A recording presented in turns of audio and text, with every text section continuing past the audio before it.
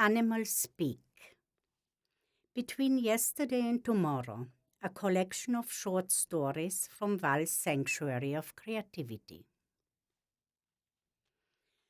It happened on one of the first mild spring mornings in the first year of the new millennium. I was sitting on my spot at the beach, looking over the tail end of Atlantic Beach right out into the ocean, sipping from a hot cup of coffee. If I were to turn my head right to a 45-degree angle, I could vaguely make out Lower Manhattan in the distance. I meditated in silence, my hand sifting sand through the fingers. Now I'm looking down onto the sand as it flows through my hand, and there appeared a ladybug. How sweet! Ladybugs have a special meaning of luck for me. But wait, there was not just one ladybug. There were dozens, no, hundreds, if not thousands of them, all over the sand. Now I was captivated by a very special, totally personal experience. I tried to take the scene in as a whole. I observed and found that many of the ladybugs were either asleep or dead. I gathered some of them up and brought them back home with me to live in my garden. For many seasons they lifted my heart. There was the big question that had arisen. What does this mean? I went to the internet and couldn't find an answer, since it was still the early days of Google. I went to the library to do research and asked anyone and everybody in my path if they ever saw or if they knew anything about ladybugs en masse in the sand on the beach. I didn't find any answers. At the end of April, I went to an event on the North Shore of Long Island, a storytelling evening with Ted Andrews, the author of Animals Speak. Subsequently, there was an answer and question session. His book, which he inscribed for me, Val, May Nature Bless Your Life with Wonder, Ted Andrews, 42501, looks like it has been through the mill today.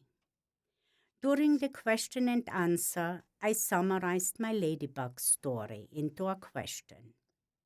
Ted Andrews had no answer, and neither did anyone in the audience. By September, I had found the answer and confirmation. Animals do speak. All of nature speaks. We have to just listen and tune in. The message is always a very personal one. Yes, there are archetypes that through our ancestry have been established, and that Andrews' books gives a great reference for many of them. When the cardinal shows up, it brings with it the message of renewed vitality through recognizing self-importance. The bear's message is awakening the power of the unconscious, and that of the rabbit is fertility and new life. When the swan shows up for you, the message is awakening the true beauty and power of the self. The study of archetypes aids in bringing a clarification from the outside in. A personal experience brings a message from the inside out.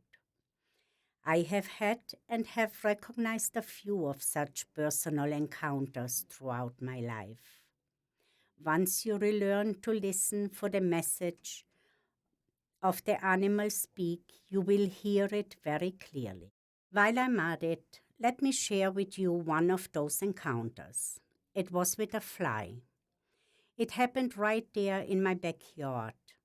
I entered the universe on an ordinary day, a day which brought me a magical, extraordinary moment and insights. My eyes zoomed into microscopic vision mode.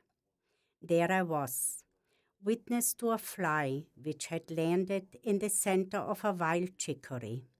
It was holding on firmly to the greenish-yellow semen stem and gnawing on the rich, deeper yellow nectar buds.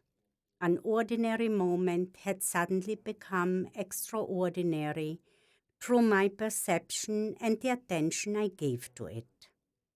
The common light blue chicory, seen as a weed by most people, had become the setting for an intimate encounter with a fly. I felt a deep connection with this tiny yet concrete creature, as I actually made contact with its tiny compound eyes.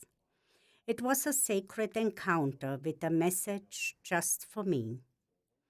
These kind of experiences are not suitable to be shared in general, and so I wrote it down. When I read it as a story to my neighbor, his response was, "Whatever it is that you are smoking, I want some of it." I guess that means it is far out there.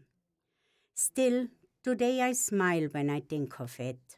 I love that about myself, that I hold experiences like these as treasures. Another treasure experience occurred years after the ladybug story on the same beach. It was morning, and with my coffee in hand, I approached the shallow waters. Shoes were left behind, and I'm standing barefoot in the water. There was an absence of time and space, and of just being. I found myself encircled by 7 swans. At that moment, heaven and earth were one, and I was the center, immersed in the stillness of beauty and all knowledge. Then my mind awakened me. I have no camera. I looked around, and all the way back at the entrance to the beach, I saw a man sitting on the rock behind me. I recognized him as the Native American shaman I had met some years earlier. At this very moment, the spell was broken and the swans dispersed. It was my father who had instilled in me, listen to the animals. He listened to many of them, from white mice to hundreds of birds, farm animals, and even a donkey. I saw him talk to the fish. Today he sends me his messages through the birds that come to my feeder.